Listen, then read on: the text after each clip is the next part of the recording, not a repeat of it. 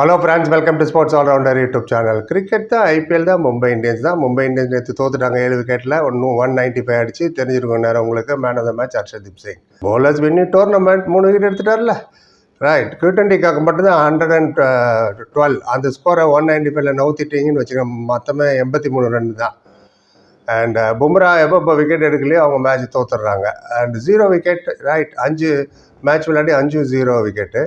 Mumbai Indians இந்த match வரதுக்கு முன்னாடியே லோ ஆஃப் கான்ஃபிடன்ஸ் தான் வந்தாங்க. ஏன்னா டெல்லிகிட்ட தோத்தாங்க, ராஜஸ்தான் ராயல்கிட்ட தோத்தாங்க, RCB-கிட்ட தோத்தாங்க, 3 in a row தோத்துட்டு வராங்க. நேற்று 4th in a row ஆயிடுச்சு பஞ்சாப் கிங்ஸ்கிட்ட. கான்ஃபிடன்ஸ் ரொம்ப லோவாக இருந்தது வந்தப்போவே.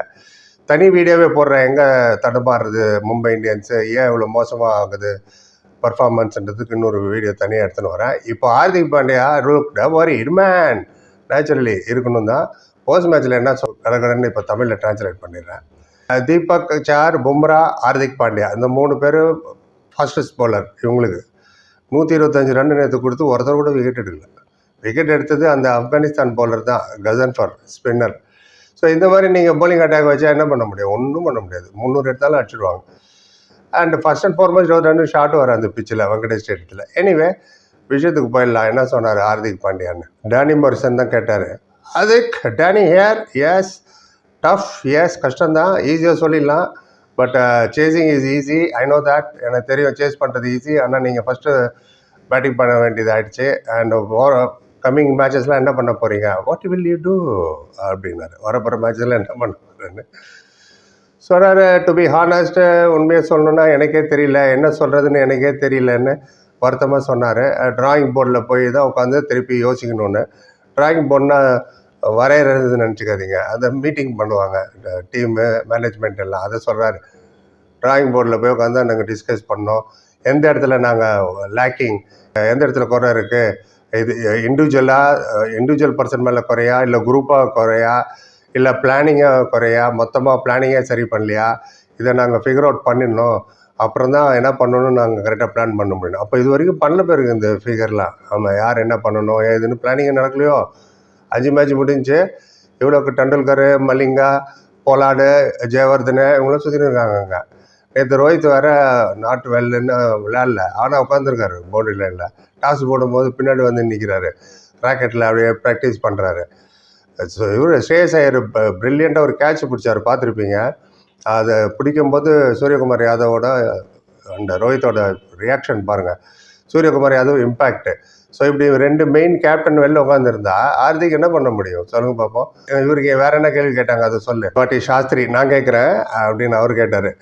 ஒரு ஸ்டேஜில் நீங்கள் 220 வர மாதிரி தெரிஞ்சுது, ஆனால் 15-20 ரன் ஷார்ட்டாக இருக்கிற மாதிரி தெரியுது, அதை பற்றி சொல்லுன்னு சொன்னார். நம்ம எதிர் டீமுக்கு நம்ம கிரெடிட் கொடுத்தே தான் ஆகணும்னு. ஆமாம், இவங்க தோக்கலையாம், எதிர் டீம் ஜெயிச்சிட்டாங்களாம்.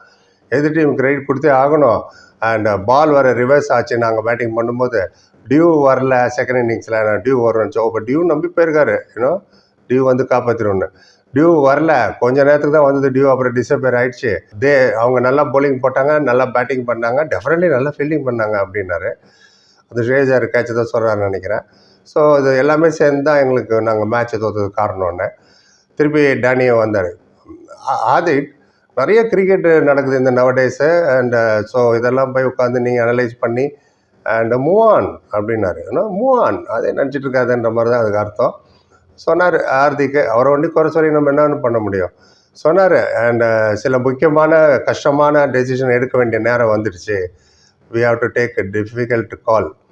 அப்படின்னா என்னன்னா, யாரை ட்ராப் பண்ணணும்னு யோசிக்க ஆரம்பிச்சிட்டேன்னு அர்த்தம் அது. அண்ட் ஃபஸ்ட் நீங்கள் சொல்லுங்கள், இவருக்கு டீமில் இடம் இருக்கான்னு, அப்புறம் பேசலாம் மற்றதெல்லாம். எனிவே, அண்ட் நாங்கள் ஹோப்பை இன்னும் வச்சுருக்கோம். Continue hoping. கண்டிப்பாக வில் டேர்ன் அரவுண்ட், திங்ஸ் எல்லாம் டேர்ன் அரவுண்ட் ஆக்கிடுவோம். இது மாதிரி சில ஹார்டான கேள்விகளுக்கு பதில் தேடிட்டு இருக்கோம். அப்புறம் கடைசியாக சொன்னார், ownership has to be taken. அதாவது யாராவது ஒருத்தர் பொறுப்பை எடுத்துக்கணும்னு. அப்போ இது வரைக்கும் யார் பொறுப்பு எடுத்தாருன்னு எனக்கு தெரியல, சொன்னார் அவர். அதை நான் சொல்கிறேன். ஆச்சா, காமெண்டியில் கூட சொல்லிட்டு இருந்தாங்க, இவங்க இப்படி தான் எப்போதுமே ஸ்டார்ட் ஆகும், 5 மேட்ச் தோப்பாங்க, அப்புறம் கடகடன்னு வந்துடுவாங்கன்னு. கடகடன்னு வரும்போதெல்லாம் மலிங்கா இருந்தார், ரோஹித் சர்மா ஃபுல்லி ஃபிட்டாக இருந்தார், அண்ட் பும்ரா, போல்ட்டு. இப்போ Q20க்காக மட்டும் இது வரலன்னா பாருங்கள். ஸோ அந்த டீம் இல்லை இது. அந்த டீம்லேயே நீங்கள் சொல்லுங்கள் என்ன நினைக்கிறீங்க, ஏன் தோத்தாங்க என்னான்னு தனியாக ஒரு வீடியோ சொல்ல போகிறேன். சரியான காரணம் சொல்கிறவங்க பேரெல்லாம் நான் அந்த வீடியோவில் சொல்கிறேன். நெக்ஸ்ட் வீடியோ எடுத்துன்னு வரேன், எந்த இடத்துல இவங்க தடுமாறுறாங்க, என்ன பிரச்சனை அப்படின்ட்டு எனக்கு தெரிஞ்சதை. அண்ட் உங்களோட ஒப்பீனியன் சொல்லுங்கள். அப்புறம் பார்த்தா like comment share and subscribe சந்திக்கிறேன். Thank you so much.